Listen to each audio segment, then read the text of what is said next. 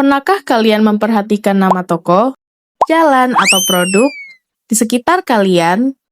Sekilas mungkin terlihat biasa saja, tapi kalau diperhatikan lebih teliti, ternyata banyak yang belum sepenuhnya menggunakan bahasa Indonesia. Padahal, sebagai bahasa negara, bahasa Indonesia memiliki peraturan yang jelas dalam penggunaannya. Pertanyaannya, apakah yang kita lihat sehari-hari itu sudah sesuai dengan aturan tersebut, atau justru masih banyak yang tidak sesuai? Mari kita cari tahu bersama.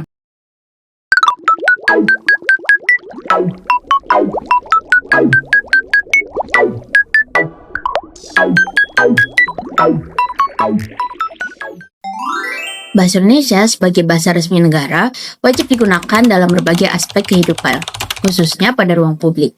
Hal ini diatur dalam Peraturan Presiden Nomor 63 Tahun 2019 yang mewajibkan penggunaan bahasa Indonesia pada nama tempat usaha, jalan, lembaga, dan informasi produk.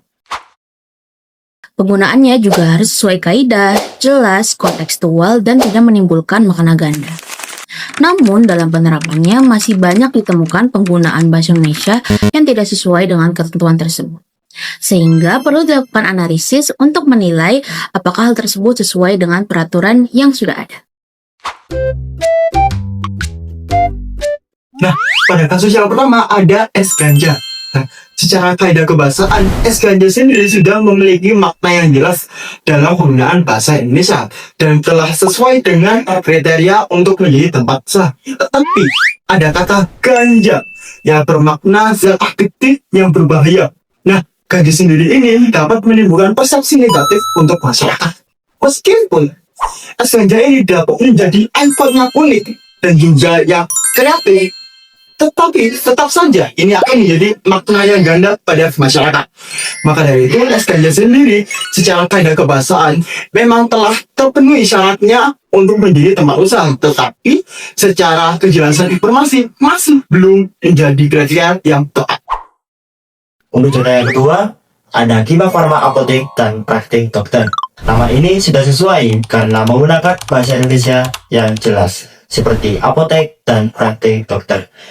Untuk Kimia Farma itu sendiri, tetaplah menjadi identitas yang kuat, sehingga nama ini informatif. Yang ketiga ada Pidai Jaya Abadi. Nah, penggunaan bahasa pada nama ini telah menggunakan bahasa Indonesia seutuhnya tanpa adanya bahasa asing. Nah, nama ini sudah jelas dan juga mudah dipahami. Nah, selain itu, nama ini juga mengandung unsur identitas nasional. Nah, ini merupakan contoh penggunaan bahasa yang ideal di ruang publik.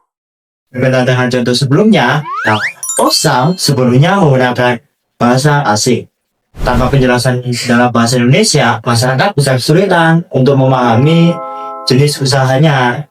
Ini menunjukkan bahwa penggunaan nama ini belum mengutamakan bahasa Indonesia sesuai aturan yang berlaku. Contohnya, pada Jalan Marga Mulia, penggunaan bahasa Indonesianya sudah tepat dan dominan berada di posisi atas, sedangkan penambahan aksara Jawa di bawahnya merupakan bagian dari pelestarian budaya. Serupa dengan Jalan Garuda, penggunaan bahasa Indonesia tetap dominan berada di posisi atas, sedangkan aksara Jawa di bawahnya digunakan sebagai bentuk pelestarian budaya. Sama halnya dengan Jalan Ketandan Kulot, penggunaan bahasa Indonesia di sini tetap dominan berada di posisi atas, sedangkan aksara Jawa di bawahnya itu digunakan sebagai bentuk pelestarian budaya. Sementara itu, Jalan Tunjungan menggunakan bahasa Indonesia yang tegas dan mudah dipahami. Nah, secara keseluruhan, keempat nama jalan ini itu sukses mengedepankan bahasa Indonesia tanpa mengesampingkan identitas dari budaya. Yang pertama ada peradaban sedap. Di dalam peradaban sedap, informasi yang digunakan sudah menggunakan bahasa Indonesia dengan baik, mudah dipahami, dan juga sangat tepat. Meskipun di dalam peradaban tersebut memiliki kata tambahan seperti selection dan juga singapura sebagai laksa, namun kata tambahan tersebut tetap diperbolehkan karena digunakan sebagai pelengkap produk saja. Yang kedua ada produk nyam-nyam. Seperti pada produk sedap, produk nyam-nyam juga memiliki informasi yang menggunakan bahasa Indonesia dengan baik dan juga sangat tepat. Tetapi di dalam produk tersebut memiliki kata tambahan seperti bahasa Inggris, fantasistik, dan juga Kokoberi. Meskipun kata nyam-nyam ini tidak baku, tetapi tetap diperbolehkan. Yang ketiga adalah produk tolak angin. Di dalam produk tolak angin, informasi utama sudah sangat tepat dan menggunakan bahasa Indonesia dengan sangat baik. Meskipun di dalam produk tolak angin ini memiliki kata tambahan seperti bahasa Inggris, scientifically proven, namun tetap diperbolehkan selagi digunakan untuk varian produk saja. Yang keempat adalah produk makanan Maizinaku.